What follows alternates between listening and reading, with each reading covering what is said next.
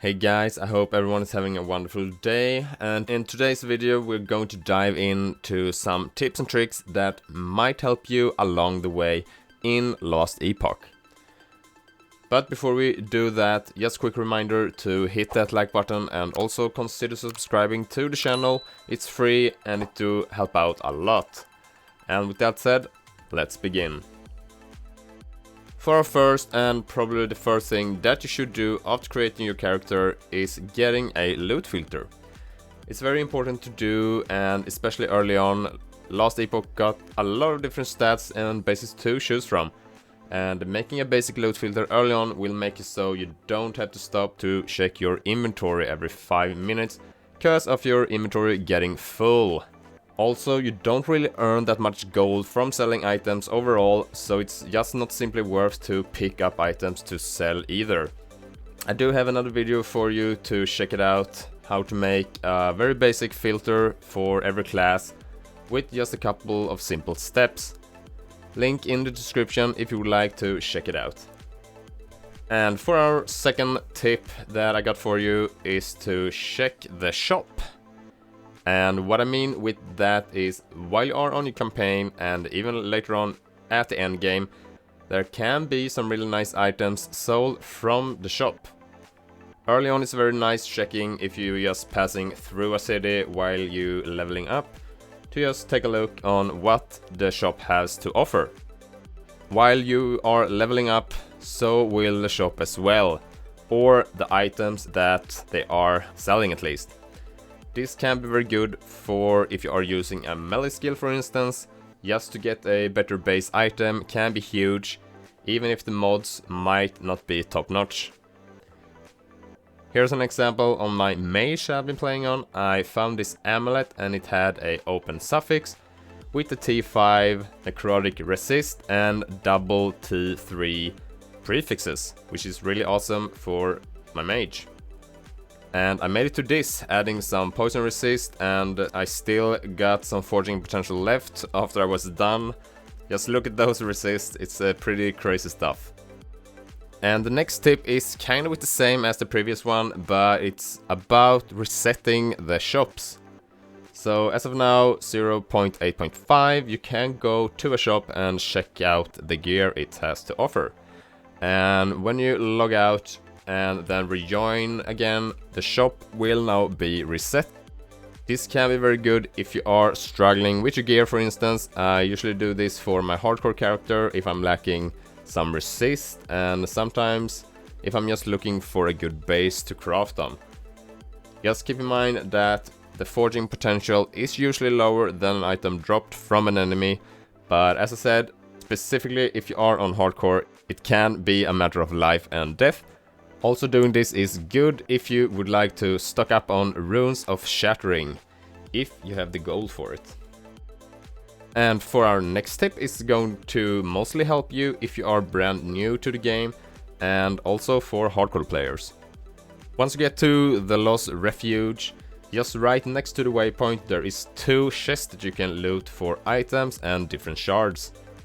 The chest is only going to drop like basic shards, pretty much health, resist, and different kinds of damage types. I wouldn't recommend doing this as a endgame thing, but I did this for my first hardcore character and it helped me out so much getting some resist and health for my gear that I had. Once you open the chest, simply relog and just repeat the process for some easy crafting materials. And if anyone would know a similar spot at a later state in the campaign, feel free to share it in the comments below. And for our next one is going to be about crafting items. So a lot of times I see people been asking if they should save up their shards for later or not. And in my opinion, you should always use them if you are going to get an upgrade from it. And especially early on in the campaign, there are some shards that are more rare than others, like class specific shards, like adding +2 skills, and also you get the hybrid shards that provides, for example, you can have a flat life and a percentage life. Those you might want to save them up for a more decent item and not start to craft on them with some item with some low tiers. But you can always use a Rune of Shattering on the item to have a chance of getting some of those shards back if you would like to. And the next one is later on while you are playing the campaign, and once you get to the desert area in the Divine Era, the mobs and the bosses there can be pretty hard. For instance, if you don't have any poison resist, you will most likely get one-shot by a lot of things, and it can be very frustrating. Some of the bosses there is very overtuned, so this tip is that you can actually start going with the Monoliths before you have completed the main storyline. In some cases it can be a good way to get those extra items in the early endgame, I guess you could say, and that's usually what I do for my characters most of the time. So the first Monolith is fairly easy, so it might be a thing to try out. If you're stuck on a boss, for instance, do some Monolith instead, get some upgrades, and hopefully when you get back you will obliterate your enemies. And for the last tip that I have for you is target farming uniques. So Last Epoch has around 250 uniques, I believe, and some sets as well, and you can actually somewhat target farm these while doing the Monoliths. You can get these icons for a unique shield, unique gloves, body armor, and even for set pieces. You can also check it out on Last Epoch Tools.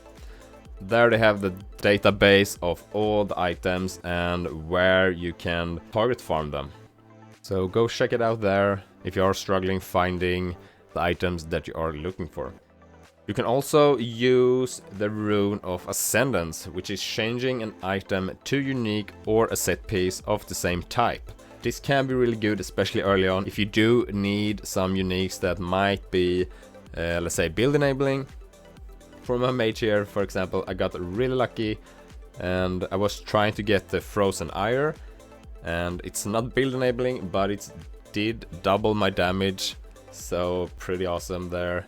And I believe the odds of me hitting this was 1 in 5, so yeah, I'm very happy with it. Sometimes lucky, I guess. Alright guys, so this was my tips for Last Epoch, and I hope you found any of these tips helpful, and please consider liking this video and also subscribing to the channel. It do help out a lot. And if you got any other tips for Last Epoch, please share them in the comments below for everyone else to enjoy. And with that said, I'll see you in the next one. Bye!